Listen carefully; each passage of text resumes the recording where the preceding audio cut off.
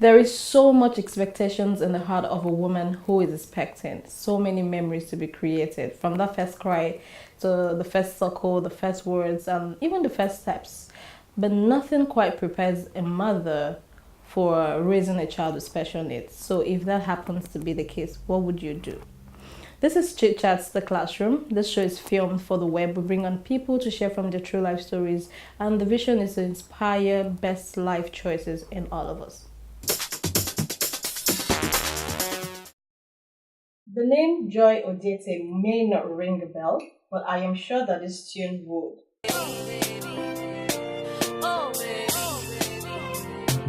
When I wake up in the morning, I see your lovely face. Your cheeks like butter, honey from a teacup. You take my breath away. Guys, I have Jody sitting right next beside me. Thank you so much for coming on the show, Jody. Thank you. Thank you It's too. my absolute pleasure to have you. Thank you for coming to share something so personal to you with the rest of us. Thank you. So why did you even write that song? Kuchi Kuchi. Oh baby. I don't know his name. The title of the song is Oh Baby. Kuchi Kuchi. Is that Well, Kuchi Kuchi? alias Oh Baby. But Kuchi Kuchi took over the name. So why did you even write the song? I wanted to write a love song from a different angle. The song was written in 2010.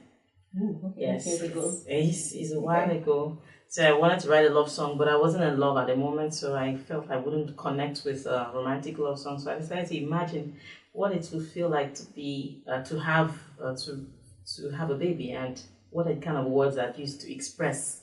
And That's love for the baby. Yes. So you basically wrote it for a baby. Yes, imagined being a mom at the time, what it Mm. would be like, and I wrote for babies. So it's dedicated to all the kids of the world. Okay, including my own. Yes, including Okay, we'll get back to all of that in a bit, but let's get started this way. How did you receive the news of your pregnancy? Interestingly, I was scared. Why? I wasn't married then. Oh, okay. Yeah, I got pregnant. I suspected, so I did a test. I did a blood test. I did the urine test, and afterwards, it was positive. I was like, no, I want to do blood test. I went to do blood test, and it was positive. I'm like, okay, let me go do a scan. Are you serious? You wanted to be 100%. I wanted to be very sure that you were So pregnant, yes. I was 32 at the time, so I was old enough, but I was like, oh my god, my dad is a bishop. Oh, I'm in charge of the choir. What would they say? And all that. So it came with fear, but at the same time, it came with a bit of strength, because I loved the guy. Okay. And I'm like, you know what? I'm gonna keep this baby because I love you. And I didn't even expect to get married afterwards. And a few weeks later, I said he wanted to marry me. I'm like, yay, maybe this is the answer to my prayers. So it was from there. I was happy. Yeah. I was going, and a bit like, wow, this is how it feels like. I was mostly sickly too. Yes. But Well, that didn't happen for me. So we're having pregnant women chat, and this is not how I planned for this to go. But I mean, it just happens. Okay, so you were having all that morning sickness. and all yes. that. But Okay. towards the second trimester, I became a bit Stable. Okay. And how was pregnancy for you? I mean, the cravings, the changes, the complications, and most importantly, the delivery. Most importantly, delivery. Well, pregnancy was, I was mostly sickly. Well, there were times I wanted peppery stuff. In fact, the first trimester, I craved one particular amala, like that. And it had to be, it was near Oshodi area. Oh my God, I would leave home and go and look for that amala before my mind would calm down. I don't know, that's what, but I'm glad eventually it faded. If not, I would have been going all the way from my husband's house then when I was married and back. No. And it was this urge was so strong, I won't be able to take any other thing until I Eat that mala. and then I'll buy the stew in abundance.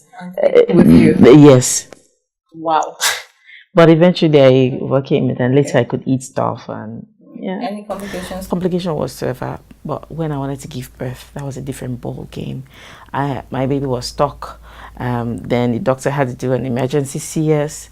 And when my baby You were already in the process of pushing? No. My baby was just, the doctor was like the labor wasn't progressing, and there was an emergency CS. He didn't cry for 9 hours after he was brought out, and he was referred to another hospital. Eventually, he was admitted, and so when he came home, I noticed that he wouldn't cry normally, even in response to pain and all that. But he looked still okay, and the doctors were, we still go for routine checkups and all that every week. And the doctor was like, you know what, don't worry, he will cry and all that. He would respond. Eventually, he started crying gradually in response, or was happy. Then 6 weeks later, after birth, we noticed a slight depression on the left part of his frontal skull.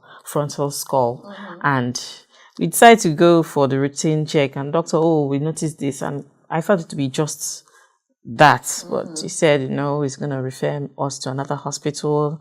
We're going to see a neurosurgeon and all that, as in we may need to see a neurosurgeon.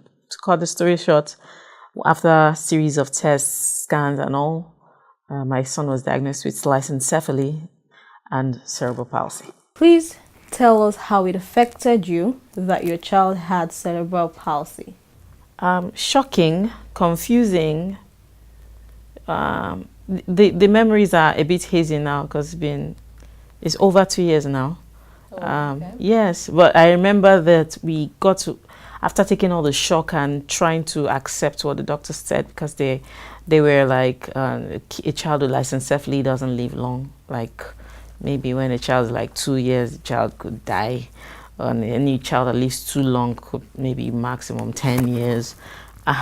So it was like you're welcoming a baby and you're getting this notice, hey, the baby may not live so long, so it was like after a while we kind of accepted the news and said, okay, fine, this baby we're gonna try to make every day special with this boy.